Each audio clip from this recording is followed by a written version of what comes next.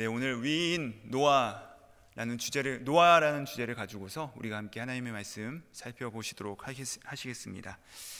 여러분, 이 노아의 방주 또 홍수 사건에 대해서 익히 아실 것입니다. 이 홍수 사건과 노아라는 주제는 우리 신자나 혹은 믿지 않는 분들에게 모두에게 있어서 참으로 흥미로운 주제이고 참 우리 모두가 다 궁금해하는 주제입니다. 이것이 실제이냐 혹은 신화이냐, 이것이 진짜로 있었던 일이냐에 대해서도 여전히 논란이 많고, 이 주제를 가지고서 창조론과 이 창조론이 진짜냐 가짜냐, 성경이 진짜냐 가짜냐가 많이들 판명되고 또 이것에 대해서 많이들 지금도 논란이 있는 주제가 바로 이 홍수 사건이죠. 또 실제로 이것을 증명할 수 있는 사건은 무엇이냐면 이 북미나 남미나 혹은 아시아나 또 오세아니아나 혹은 아프리카 대륙에 이 고대 문서들을 보시면요, 비록 그 형태나 그 모양들은 다르지만 어느 곳에서나 이 홍수에 대한 사건이 다 기록되어 있다는 것입니다. 그것들을 통하여서 이 홍수라는 것이 이 온 세계를 덮었던 홍수라는 사건이 있었다는 것을 우리가 다 알 수가 있고요.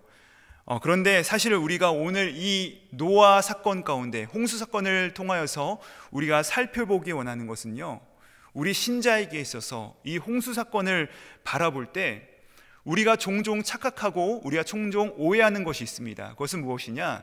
이 홍수가 마치 하나님의 분노와 심판의 사건으로 우리가 이해한다는 것입니다. 그런데 저는 오늘 이 하나님의 홍수 사건을 우리 하나님의 고통과 사랑의 사건으로 여러분과 함께 나누기를 바랍니다. 여러분, 이 홍수 심판의 이유가 무엇인가요? 여러분은 왜 홍수가 이 땅 가운데 있었다라고 생각을 하십니까? 홍수는 바로 사람이 사람 이상이고자 했을 때, 에덴 동산에서 뱀이 이 사탄이 사람을 유혹했던 것처럼 내가 하나님이 될 거야 하는 바로 그때, 그것이 바로 사람이 사람 이상이 되고자 하는 그것이죠. 내가 바로 하나님의 자리에 앉고자 하는 바로 그것이 바로 이 홍수 심판의 가장 주된 이유일 것입니다. 에덴에서부터 시작되었고 이것이 바벨탑에서 이 심판의 이유가 다시 한 번 더 확증되죠. 여러분, 이 바벨탑 사건이 무엇입니까? 이들이 무엇을 한 것이죠? 탑을 쌓아서 하늘에게까지 미치게 하자, 내가 하나님의 자리에 오르겠다, 이것이 바로 이 바벨탑 사건의 의의인 것입니다. 이처럼 하나님은 그렇게 모든 이들이 자신이 그 하나님 노릇을 하고자 하는 그 시대 가운데서 이 하나님의 질서, 온전히 자신을 하나님께 내어받긴 이 한 사람을 통하여서 다시 한번 새 출발을 하고자 하시는 것, 그것이 바로 이 홍수 사건이라는 것이죠.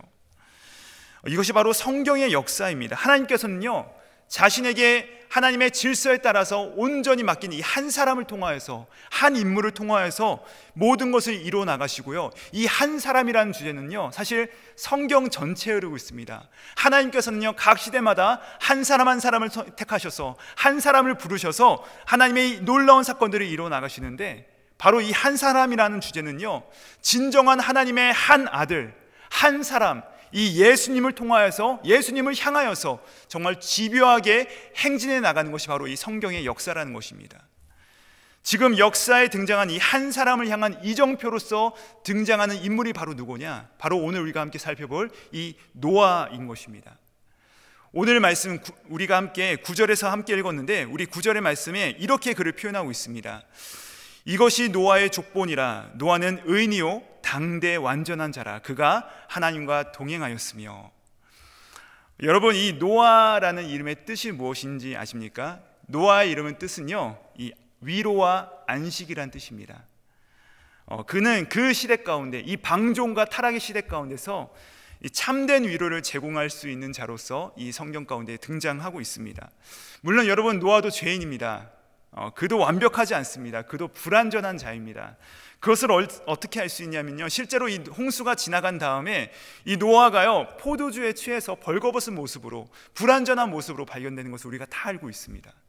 그는 완벽하지 않죠. 그럼에도 불구하고 성경은 이 노아를 향하여서 지금 뭐라고 부르고 있습니까? 그를 의인이라 부르고 있고, 그를 당대 완전한 자요 그가 하나님과 항상 동행했다라고 부르고 있습니다. 여러분, 이게 과연 무슨 말일까요? 이게 과연 우리 가운데 주는 의미가 무엇일까요? 노아가 당대의 의인이었다는 이 성경의 평가는 틀림없이 이 노아의 존재에 대한 평가는 아니었을 것입니다. 노아가 존재 자체가 의인이었고, 노아의 존재 자체가 완전한 자였고, 노아의 존재 자체가 24시간 하나님과 함께 동행하였다, 이것을 말하는 것이 아니라 이 노아에 대한 평가는요, 이 성경에 말씀하시는 바는 무엇이냐, 노아의 존재의 문제가 아니라 바로 노아를 향한 하나님의 시선의 문제였다는 것입니다.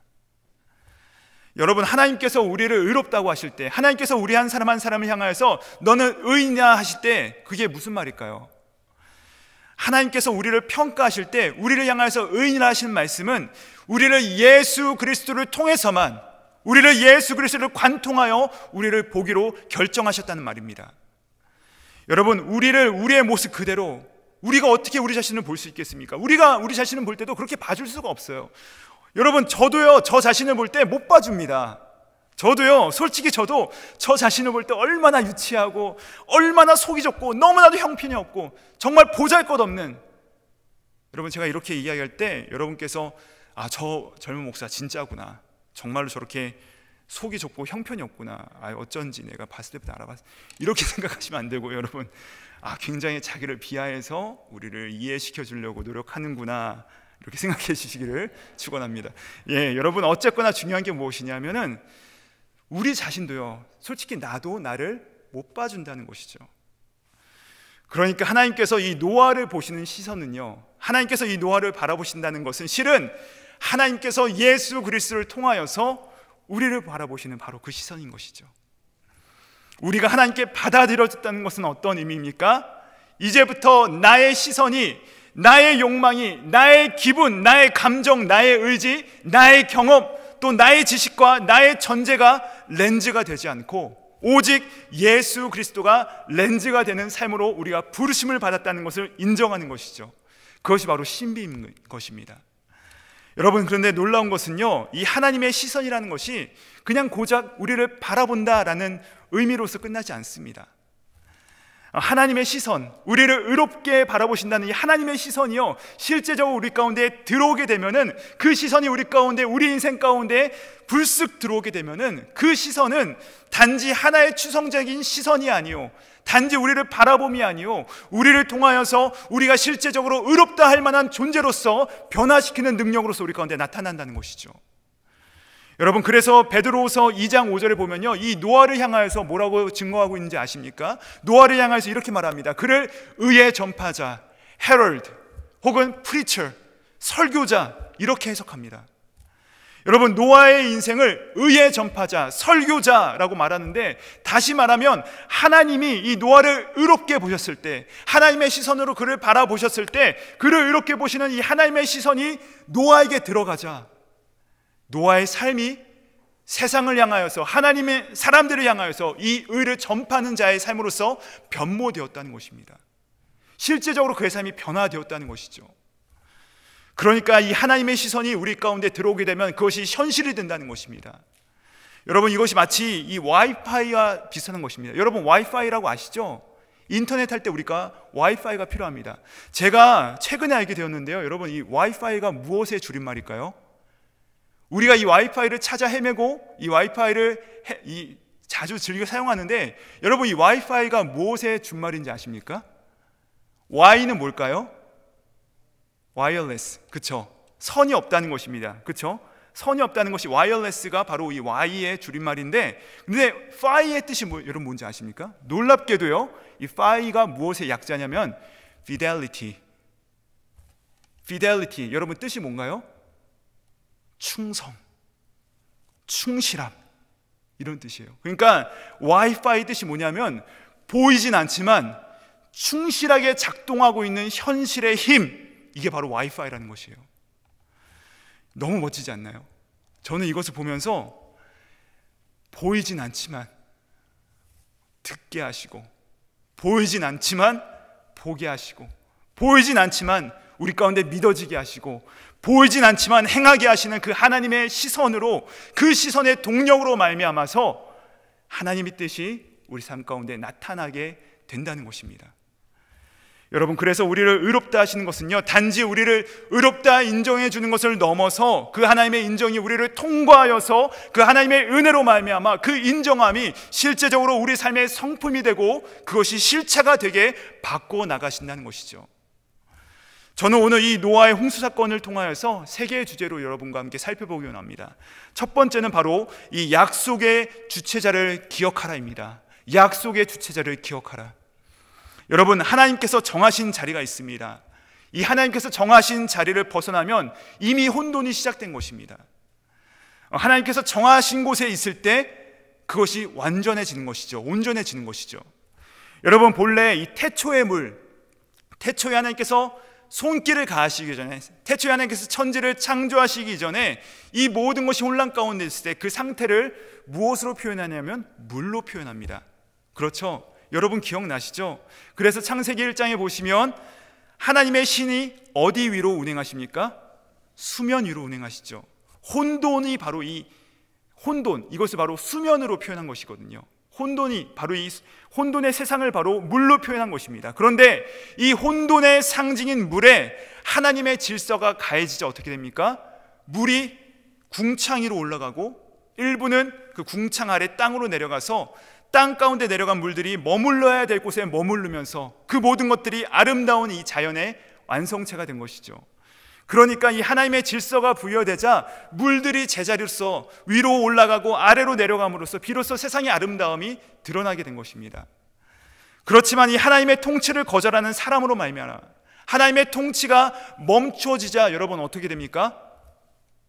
또다시 모든 물들이 원래의 혼돈의 자리로 모여들게 된 것이죠.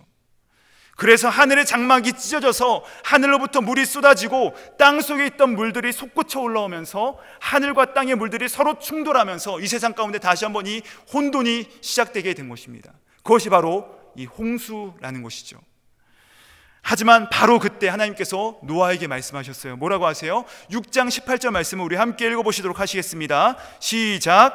그러나 너와는 내가 언약을 세우리니 너는 내 아들들과 내 아내와 내 며느리들과 함께 그 방주로 들어가고. 여러분, 그러나, 이 그러나는 뭐예요? 앞에서 모든 생물들을 내가 멸절하리라. 그러니까 모든 육체는 소멸하겠지만 내가 너는 반드시 살리겠다. 바로 이 말이죠. 이 하나님의 약속은 노아와 그의 가족과 또 그를 통하여서 새롭게 창조될 모든 백성들을 보존하시겠다는 이 하나님의 강력한 의지가 여기 담겨져 있습니다. 여러분, 내가 내 언약을 세우리니 무슨 말이에요? 하나님께서 세우시고 하나님께서 주도하시는 하나님의 언약이라는 것입니다. 따라서 하나님께서 이 노아에게 약속하시기 전에 이미 하나님 자신과 약속하신 것이에요. 하나님의 의지예요. 내가 내 언약을 세울 것이다. 따라서 여러분, 말씀으로 이 천지를 지으신 하나님이 친히 자기 자신과 하신 약속이시기 때문에 이 약속은 어떠한 상황에서도 반드시 이루어질 것입니다. 여러분, 우리에게도 그 사람이 말만 하면 정말로 그게 돼, 그 사람은 약속을 지키는 사람이야 라고 생각하게 하는 몇몇 분들이 계실 것입니다. 여러분 주변에 그런 분들이 계시죠? 안 계시나요? 몇 분 안 계신가 본데, 그러니까 여러분 그런 분들이 계세요. 내가 믿을 수 있는 사람이 있습니다. 여러분, 그가 사람임에도 불구하고 내가 그렇게 말할 수 있다면 하물며 이 하나님이 어떻겠습니까? 하나님이 내가 지키겠다 하면 그 약속이 실제로 이루어지지 않겠습니까? 따라서 하나님께서 약속했음에도 불구하고 우리가 의심과 두려움에 떨고 있다면 그건 하나님의 문제가 아니라 그 하나님의 그 절대적인 약속과 그 말씀에 믿지 못하는, 그것을 기억하지 못하는 바로 우리의 문제라는 것이죠. 그러므로 여러분, 하나님께서 주신 약속을 내가 어떻게 기억하느냐, 내가 그것을 어떻게 신뢰하느냐가 중요한 문제라는 것입니다. 여러분, 그 시대에 이 방주를 짓는 것이 얼마나 혹독하겠습니까? 지금 같은 아무런 기구가 없잖아요. 기술도 발달되지 않습니다. 노아는요, 지금 현재 가히 상상조차도 할 수 없는 수고와 노력을 통하여서 지금 방주를 열심히 짓고 있는 것입니다. 하지만요, 여러분, 성경을 자세히 보십시오. 성경 가운데 노아가 수고한 구체적인 행동에 대해서는 거의 등장하지 않습니다. 성경은요, 노아가 얼마나 열심히 방주를 지었는지, 얼마나 땀을 많이 흘렸는지, 그가 얼마나 열심히 노력했는지에 대해서는 관심이 없어요. 그의 어떠한 수고와 노력을 기울여서 방수를 완성했는지 거의 묘사하지 않습니다. 대신에 이 하나님의 약속에 대한 그의 순종을 계속해서 말하고 있죠. 그리고 하나님의 약속에 대한 순종을 통해 이루시는 하나님의 구체적인 지시사항들을 계속해서 강조하고 있습니다. 이유가 뭐예요? 왜 그렇죠? 세상을 바꾸는 것은 우리의 수고가 아니라 하나님의 약속이기 때문에 그렇습니다. 그게 바로 약속이죠. 우리의 수고가 아니라 하나님의 약속이 이 세상을 바꾸어 나가는 것입니다. 우리의 수고조차도 하나님께서 하게 하시는 것이죠. 그것이 바로 우리 가운데 주신 기쁨이요, 하나님께서 우리를 불러주신 영광 아니겠습니까? 결국 하나님의 약속이 세상을 바꾸어 나가는 것입니다. 여러분, 근데 이때 하나님의 약속은 반드시 지켜지고 말 것이기 때문에 이 홍수라고 하는 이 거친 혼돈, 이 홍수라고 하는 이 거친 물결과 이 고통의 망망대해를 떠돌아야 하는 이 두려움을 얼마나 내가 잘 견뎌내는가는 무엇에 달려있는 것이에요? 하나님의 약속에 대한 기억과 그것을 신뢰의 정도와 관련되어 있다는 것입니다. 여러분, 내가 무엇을 어떻게 하느냐가 아니라 이 하나님의 약속을 내가 얼마나 잘 기억하고 있는가, 내가 그것을 얼마나 신실하게 기억하고 있는가, 그것에 따라서 이 혼돈과 두려움과 의심과 공포의 시간들을 얼마나 잘 견딜 수 있느냐가 결정된다는 것이죠. 그러므로 근데 이 약속에서 가장 중요한 것이 무엇이냐? 약속의 내용이 아니라 약속의 주체라고 하는 것입니다. 지금 어떤 약속인가 보다 이 누가 약속을 했냐가 정말로 중요하다는 것이에요. 여러분, 안타깝게도요, 우리는 보통 이 약속의 주체보다는요, 약속의 내용에 마음을 끌리는 존재들입니다. 이런 것이죠. 가령 쉬운 예로 일확천금에 대한 약속이 우리 가운데 주어졌을 때 우리는 그 약속에 쉽게 사로잡혀서 때로는 사기꾼의 실체를 바라보지 못합니다. 혹은 거의 성공할 확률이 없는 그 카지노, 여러분, 그것이 얼마나 치밀하게 우리의 돈을 빼앗기 위해서 계획되어 있고 설계되어 있습니까? 근데 우리는 그 약속의 주체인 카지노를 바라보지 못한 채 약속의 내용에 너무나도 몰두되어 우리의 마음을 뺏기는 존재가 바로 우리들이죠. 그러니까 누가 약속했느냐가 가장 중요한 문제라는 것입니다. 약속의 내용이 아무리 내게 화려하게 또 매력 있게 보인다 할지라도 누가 그 약속을 했느냐, 누가 그 약속을 던졌느냐에 따라서 이 모든 것들이 환상이 되느냐, 혹은 나를 비참하게 떨어뜨릴 수 있느냐, 아니면 그것이 실제로 이루어지느냐가 결정된다는 것입니다. 그러니까 그 약속의 내용이 중요한 것이 아니라 약속의 주체가 누구이냐, 이것이 너무나도 핵심인 것이죠. 그런데 요한 사도는 우리 가운데 굉장히 매력적이고 또 우리의 마음을 사로잡는 그 욕심에 대해서 세 가지로 요약하면서 우리 가운데 말씀하고 있는데요, 여러분 아시죠? 뭐죠? 육체의 정욕, 또 안목의 정욕, 또 이생의 자랑, 이 세 가지에 대해서 강력하게 말하고 있으면서 이것을 경계하고 있습니다. 왜냐하면 여러분, 그 약속을 누가 했습니까? 우리 함께 요한일서 2장 16절 말씀 함께 읽어보시도록 하시겠습니다. 시작. 이는 세상에 있는 모든 것이 육신의 정욕과 안목의 정욕과 이생의 자랑이니 다 아버지께로부터 온 것이 아니요 세상으로부터 온 것이라. 여러분, 약속을 누가 했습니까? 세상이 한 것이에요. 세상이 주겠다고 한 것입니다. 아버지께로부터 온 것이 아니라 세상으로부터 왔습니다. 그러니까 믿을 수 없는 것이죠. 여러분, 세상이 누굽니까? 에덴에서 선악과를 탐스럽게 여기도록 그 만든 그 육체의 정욕, 그리고 보암직스럽게 만드는 그 안목의 정욕, 그리고 내가 하나님처럼 되게 했다는 그 욕망을 갖게 하는 이생의 자랑, 그것으로 우리를 무너뜨리게 한 이 사탄의 계략이 아니었습니까? 결국 사탄은요, 실제로 줬습니다. 지혜도 줬고요, 보는 눈도 줬고, 하나님처럼 되게 하려는 그 힘도 줬어요. 그런데 여러분, 뭐예요? 어떻게 됐어요? 지혜를 얻었지만 서로의 허물을 들춰내는데 사용되는 지혜였고, 보게는 하였지만 결국 자기의 수치를 보았고, 스스로 선악을 아는 능력을 주었지만 결국 악을 향하여서 달려나가게 하는 능력을 주었던 것이죠. 여러분, 결국 우리는 그 약속을 누가 했느냐, 누구로부터 왔느냐가 바로 우리의 인생을 결정하는 것입니다. 그러므로 여러분, 우리가 말씀을 통하여서 항상 더 깊이 비춰봐야 될 문제가 무엇이냐면, 지금 나를 달려나가게 만드는 꿈이 무엇이냐, 바로 그 꿈이 무엇이냐가 아니라는 것입니다. 나는 지금 어디로부터 온, 누가 준 그 꿈을 향하여서 달려나가고 있느냐가 훨씬 더 중요하다는 것입니다. 그래서 이 꿈이 세상으로부터 혹은 내 욕망으로부터 기인한 꿈이라면 아무리 화려하다 할지라도, 아무리 성공적으로 보인다 할지라도 결국은 망하는 길이라는 것이죠. 그러나 하나님으로부터 그것이 온 꿈이라면, 현재 당장은 아무것도 내 눈에 보이지 않다 할지라도, 공격적인 현실 가운데 우리가 놓여있다 할지라도 그 꿈을 붙들고 가기만 하면 저는 우리 가운데 홍해가 갈라지는 역사가 일어날 줄 믿습니다. 이게 너무나도 우리 가운데 중요하다는 것이죠. 그리하여 노아는 이 하나님의 약속에 따라서 아내와 아이들과 또 며느리들을 함께 이 홍수를 피해서 방주로 들어갑니다. 그리고 하나님께서 명령하신 그 모든 생명체들을 이 방주 안으로 다 끌여서 다 인도해내죠. 그런데 여러분, 만약에요, 하나님께서 노아에게 그 모든 암수들을, 모든 동물들을 다 골라서 짝지어서 너가 다 데려와라 라고 명령했으면 여러분 어떻게 되었을까요? 이게 가능했을까요? 노아가 저 표범도 데려와야 되고, 사자도 데려와야 되고, 저 낙타도 데려와야 되고, 아마 그의 인생 평생을 들여서도 다 수행하지 못할 불가능한 명령이었을 것입니다. 그런데 어떤 일이 일어납니까? 우리 8절과 9절 말씀을 함께 읽어보시도록 하시겠습니다. 시작.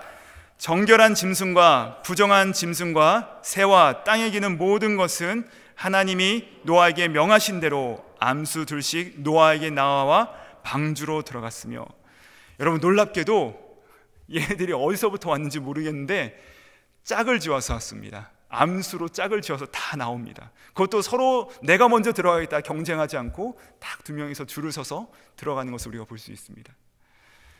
저는 하나님께서 자기 백성을 인도하는 방식이 바로 여기에 드러나 있다라고 생각을 합니다.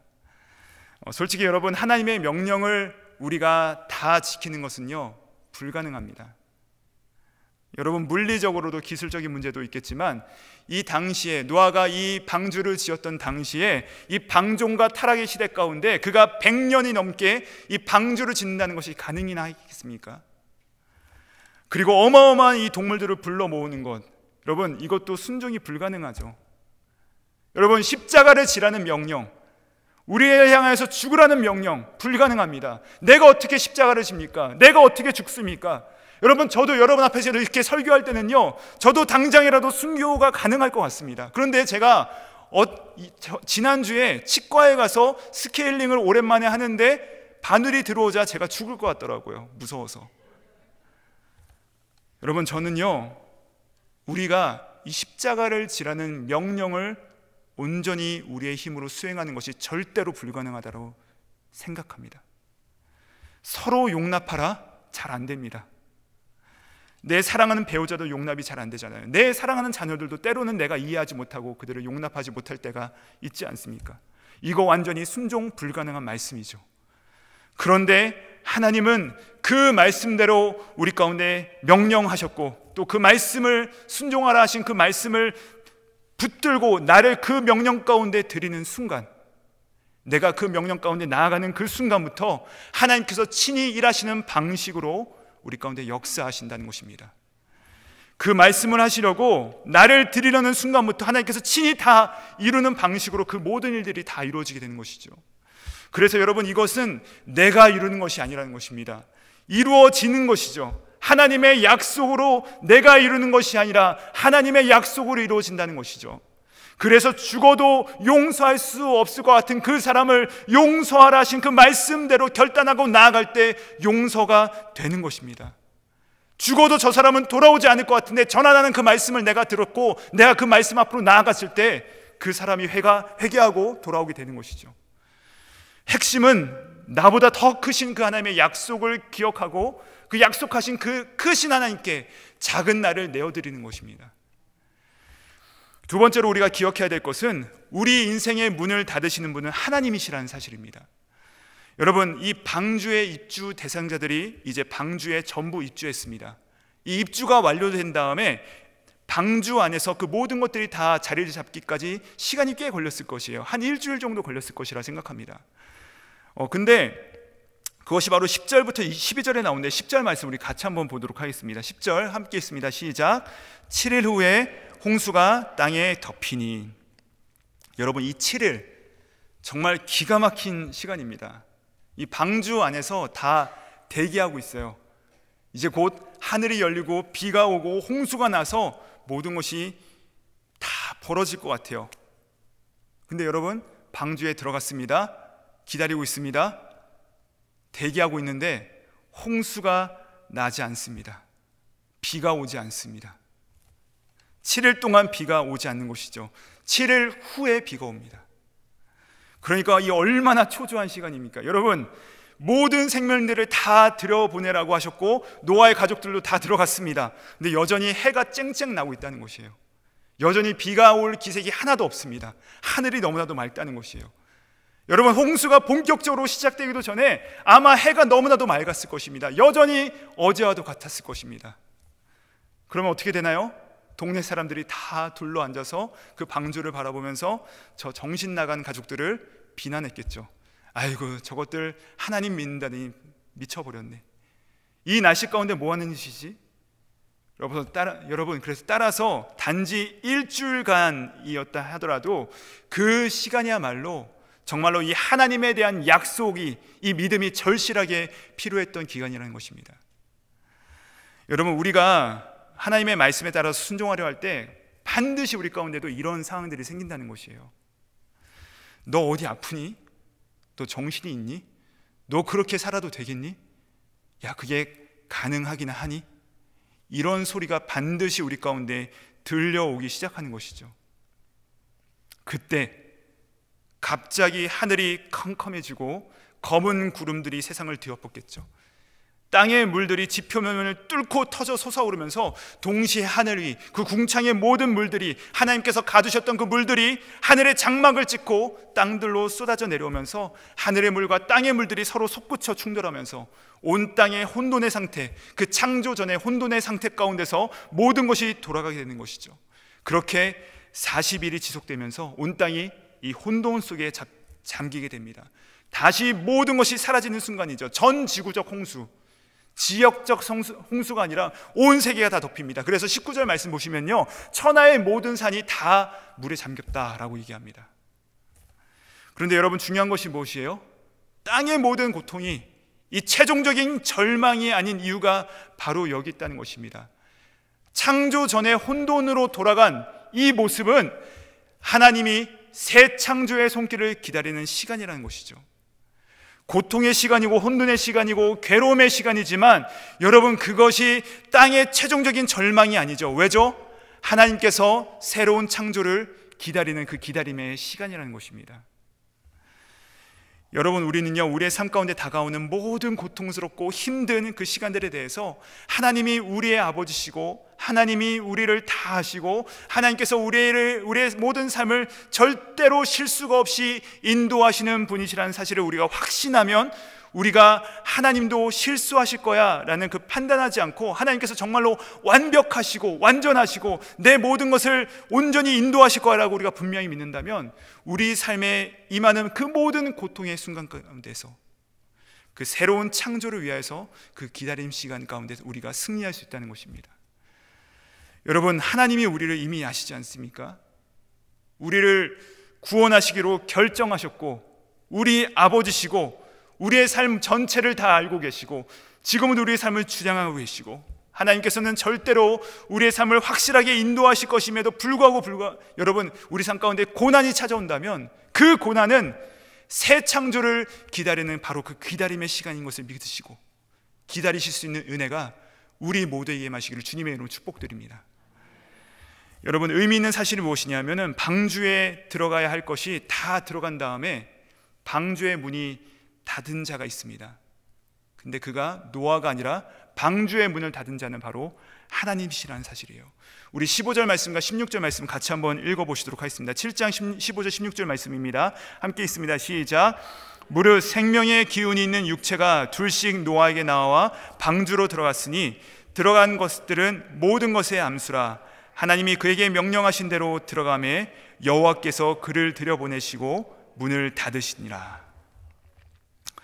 여러분, 우리가 이 단체로 여행을 갈 때, 혹은 우리 시니어 어르신들, 우리가 팬데믹 끝나면 이제 또 우리가 이 야외에도 갈고 이렇게 할 텐데, 거기 갈 때 우리가 보통 맨 뒤에 가는 사람이 있어요. 따라가는 사람이 있어요. 누구죠? 책임자, 그렇죠? 인솔자죠. 예. 한 사람이라도 빠지지 않도록 챙기는 사람이 있습니다. 그런데 우리가 인간이지라 연약하기 때문에 보통 이렇게 가다가 휴게소에 들립니다. 그래서 한 사람씩 내려가지고 화장실 다녀오시고, 자, 우리가 없는 것 같아요. 다 세어보니까 다 있는 것 같아요. 그래가지고 다 우리 차 타가지고 출발을 합니다. 근데 무슨 일이 발생해요? 분명히 다 맞는 것 같은데 한 사람이 안 탔어요. 그래서 차를 돌리는, 여러분 이런 경험들 한 번쯤은 있으셨을 겁니다. 여러분, 근데 여기서 하나님께서 문을 닫으셨다, 이게 무슨 말이에요?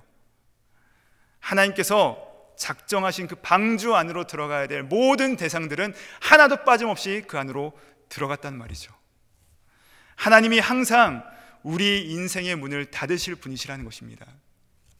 그분의 인도하심은 항상 틀림이 없고 항상 빠짐이 없고 항상 실수가 없다는 것이에요. 그러면서 동시에 뭐예요? 이 마지막에 들어간 자가 노아였다는 사실이 저의 마음을 참 뭉클하게 했습니다. 여러분, 그런 의미에서 이 노아는요, 이 창조의 주인공이었던 창조의 주인공이 아담이었다면 재창조, 새로운 창조의 주인공으로서 그는 제2의 아담이자 더 나은 아담으로서 등장합니다. 왜 그렇죠? 아담은 선악과를 따먹은 사건에 대해서 그가 끝까지 책임지지 않으려고 그 책임을 누구한테 전가합니까? 당신께서 주신 나의 아내가, 저 여자가 자신의 아내에게 그 책임을 전가하였지만, 노아는 어떻게 합니까? 자기 중심적인 이 누추함에 빠지지 않습니다. 그건 책임감에 대한 문제도 아니고요, 이 도덕에 대한 문제도 아닙니다. 결국 하나님과 그가 어떤 관계 속에 있느냐가 문제라는 것이죠. 여러분, 하나님과 맺은 그 약속에 대한 기억을 그가 어떻게 간직하고 있느냐, 하나님의 약속을 얼마나 신뢰하고 있느냐의 문제라는 것입니다. 자신을 섬기느냐 하나님을 섬기느냐의 문제라는 것이에요. 우리들은요, 반드시 무엇인가를 예배합니다. 하나님을 예배하지 않으면 우리는 가만히 있는 상태가 아니라 반드시 하나님 아닌 다른 것을 예배합니다. 그것이 무엇입니까? 바로 우리 자신입니다. 나 자신을 예배해요. 여러분, 우상 숭배의 본질이 무엇입니까? 나 자신을 숭배하는 것입니다. 그래서 자기 자신을 섬긴다는 것이 무슨 말이에요? 내가 챙기지 않으면 누구도 나를 챙겨주지 않는다. 의심 가득하고 그 두려움과 쪼잔함과 누추함에 우리가 빠져드는 것이죠. 그래서 자기 아내도 책임지지 못하고 자기 아내에게 그 책임을 전가해버리는 것입니다. 내가 할 일이 아니라 저 사람에게 문제가 생겼다고, 저 사람 때문에 이렇게 됐다고 다 말하는 것이죠. 그런데 여러분, 노아는요, 모두가 다 들어간 다음에 마지막으로 자기가 들어갑니다. 다시 말하면 노아는 방주를 직접 만든 자였고, 이 방주에 대해서도 누구보다도 가장 큰 지분과 그의 권리를 주장할 수 있는 인물이었죠.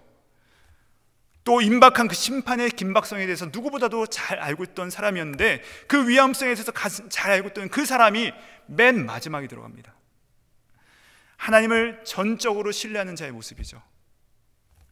이 모습은요, 우리들이 가정과 교회와 세상을 섬기도록 부름받은 우리들에게 이 하나님의 약속에 대한 기억과 신뢰가 나의 모든 태도를 결정하는 것임을 보여주는 사건이라는 것이에요. 그러니까 하나님을 정말로 신뢰한다면 우리는 모두를 살리려 하다가 설령 내가 이 죽음의 위험을 당하더라도 너끈히 이기게 하시는 그 하나님이 계신다는 사실을 믿고 내가 나아갈 수 있다는 것입니다.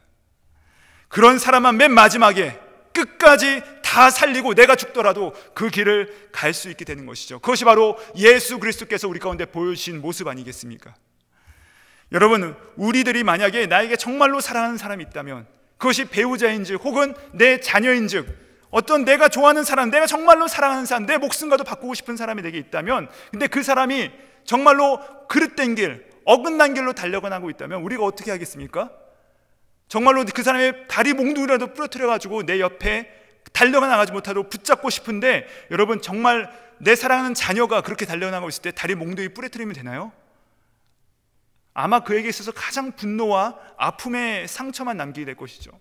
그래서 여러분, 이 부모님들이 혹은 배우자가 자신이 사랑하는 자녀와 배우자에 대해서 선택하는 길이 무엇입니까? 그를 해하는 길이 아니요 내가 죽는 것이죠. 내가 한 번 더 참는 것이죠. 내가 그를 이해하려고 노력하는 것이죠. 자신의 죽음이 사랑하는 자녀의, 사랑하는 내 배우자의, 사랑하는 친구의 이 결정적인 변화의 계기가 된다면 자신을 죽게 나아가는 것이죠. 여러분, 방주의 문을 꽝 하고 닫으신 그 하나님의 마음이 바로 여기 나타나고 있다는 것입니다. 이미 이 인류의 죄를 그 어깨에 지고 십자가에 매달리신 그 자신의 아들 예수 그리스도를 향하여서 죄에 대한 심판으로서 그 하늘의 문을 꽝 닫으시고 하나님의 그 고통이 거기에 숨겨져 있다는 것입니다. 결국 이 노아의 심판은요, 이 하나님의 잔혹한 분노가 아니라 하나님 자신의 죽음을 우리 가운데 보여주고 있다는 것이죠. 그러나 마지막으로 하나님이 이 모든 소멸의 상황 가운데서 우리 가운데 소망을 주시는 분으로서 이 말씀 가운데 등장하고 있는 것을 우리가 볼 수 있습니다. 여러분, 잘 생각해 보시면요, 홍수가 이 땅을 다 덮었을 때 어떻게 됩니까? 이 방주가 그때서야 떠오릅니다. 이 방주는요, 스스로 떠오르지 않죠.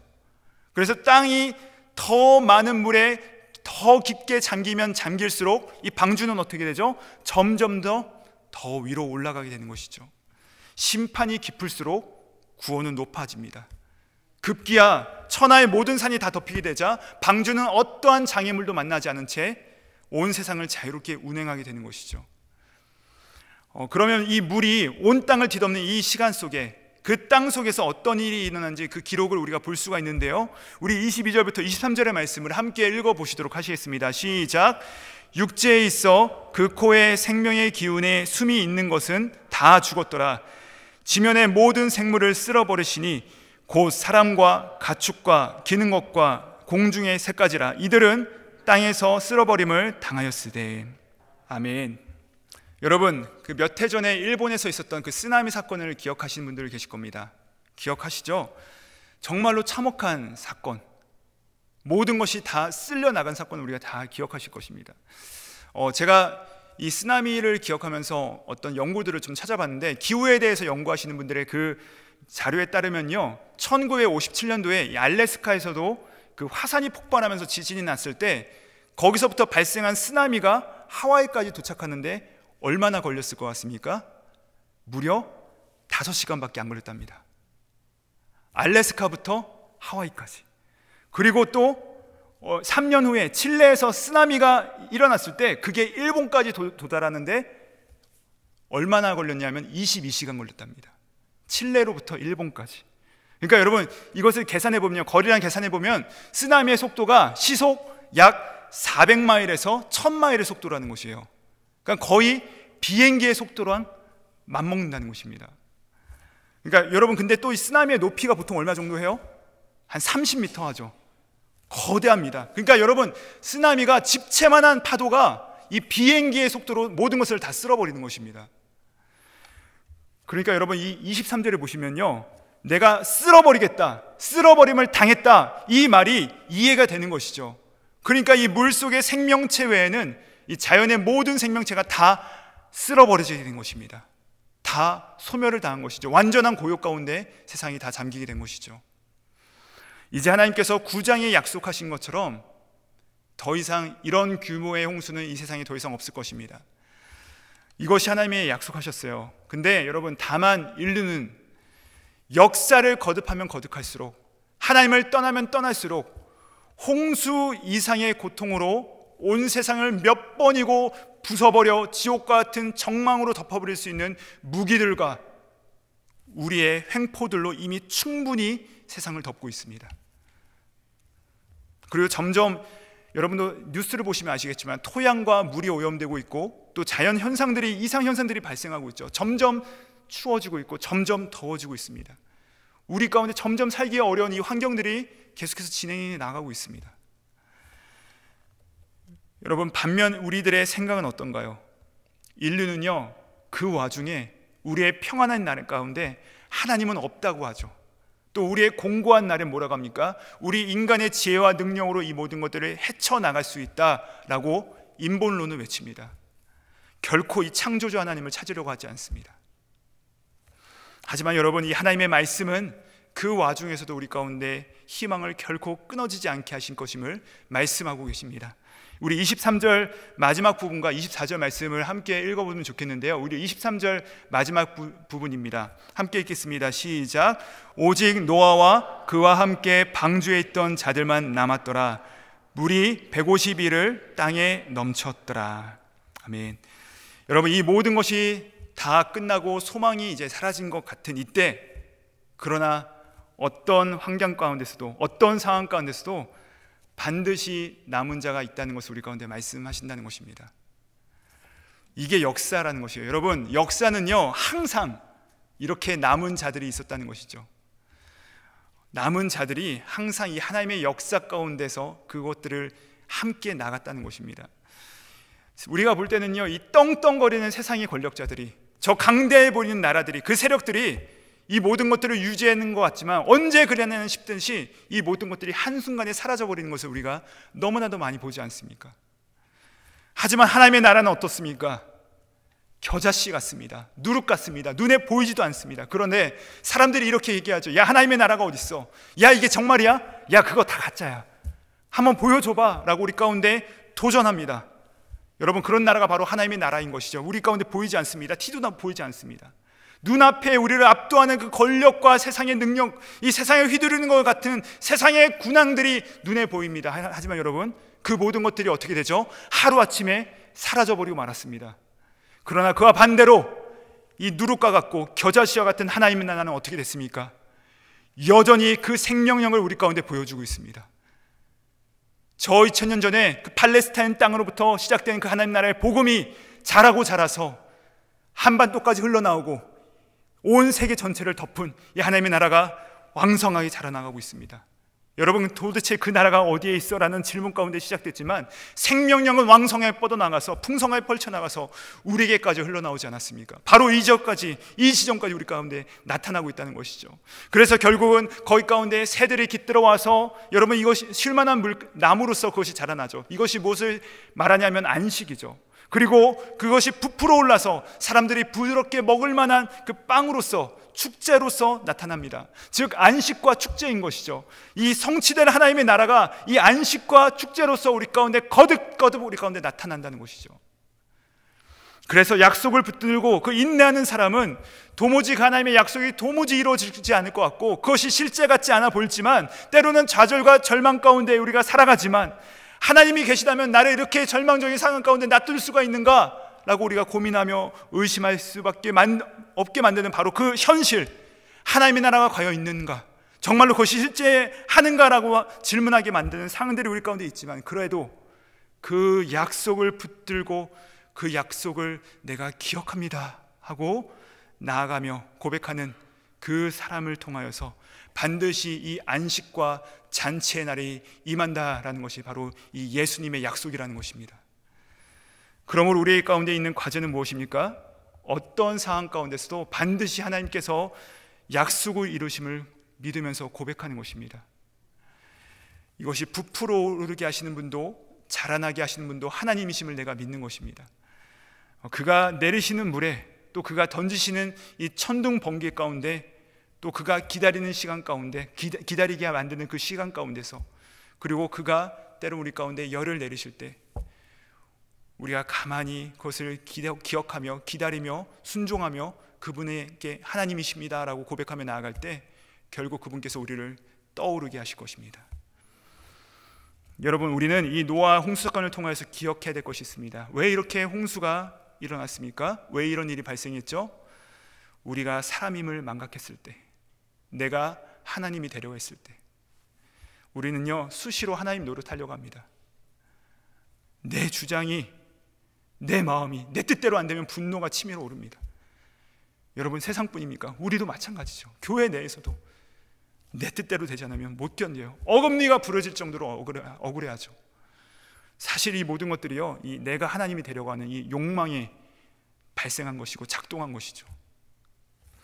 우리는 이 노아와 홍수를 통하여서 내가 사람임을 망각하지 않도록, 스스로 사람 이상의 존재가 되지 않도록, 내가 몸부림치도록, 스스로 내가 나 자신을 예배하는 존재가 되지 않도록 늘 하나님이 되지 않도록 몸부림치면서 오직 주께서 주신 그 믿음, 그 안에서 하나님께서 주신 이 약속 가운데 나를 던지고 나 자신과의 싸움에서, 우리 가정에서, 우리 교회에서, 우리의 모든 삶의 터전 가운데서 하나님께서 이기시는 삶, 하나님의 약속이 성취되는 삶, 하나님의 약속이 이기는 삶, 하나님의 방식이 이루어지는 삶을 살아가게 되는 우리 모두가 되시기를 예수님의 이름으로 축복합니다. 우리 함께 기도하시겠습니다. 하나님 감사합니다. 오늘 이 노아와 홍수 사건을 통하여서 하나님께서 우리를 향하여서 우리 자신이 어떠함이 아니오 하나님의 어떠함에 잇대어서 그것을 기억하며 나아갈 때 때로는 우리 삶 가운데 고통이 따르고 어려움이 따를지라도 하나님께서 반드시 그 약속을 통하여서 하나님께서 반드시 이루실 그 약속의 성취를 우리가 바라보게 하심을 감사드립니다. 주님, 우리는 너무나도 연약하여서 우리가 스스로 사람임을 망각하고 하나님의 자리에 끝까지 오르려 하는 우리 자신들의 이 욕망과 이 자존심과 이 불편함들이 우리 가운데 날마다 가득합니다. 주님, 우리를 불쌍히 여겨주시고 우리 스스로가 날마다 하나님께서 주인이시오 우리는 그분의 창조 피조물로서 있다는 사실 가운데서 하나님을 온전히 신뢰하며 승리하는 우리 모두 될 수 있도록 인도하여 주시옵소서. 그때 하나님께서 우리를 떠오르게 하시며 우리 가운데 승리하게 하실 그 하나님 나라를 바라봅니다. 주님, 우리 모두를 붙잡아 주시옵소서. 감사드리오며 거룩하신 예수님의 이름으로 기도합니다. 아멘.